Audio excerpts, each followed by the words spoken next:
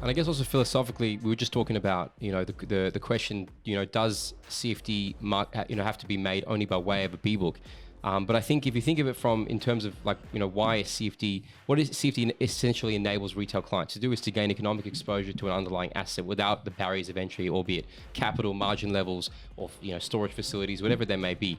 And that's an incredibly powerful product in of itself when done correctly, when used correctly.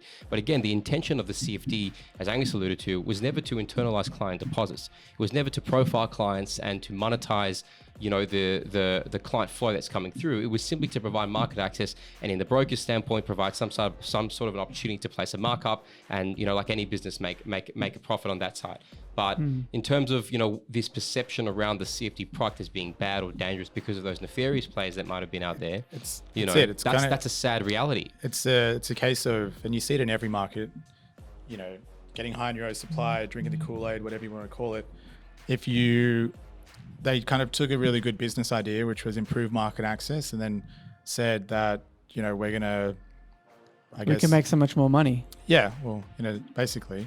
And if you read, so in Australia, we're required to have counterparty hedging policies, which describe, in words that a retail client would understand, how we manage our risk as a broker, and market and credit risk.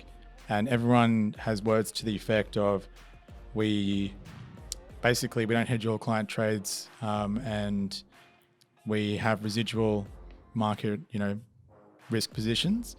So with a CFD, with market making, you will always have residual unhedged risk because it's non-standard contract sizes, and you'll always have an imperfect hedge if you're actually doing market making.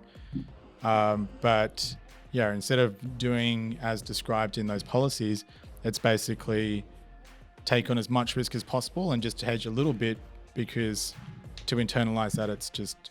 And in some cases, like 90% internalized, right? And 10% exhausted? Yeah.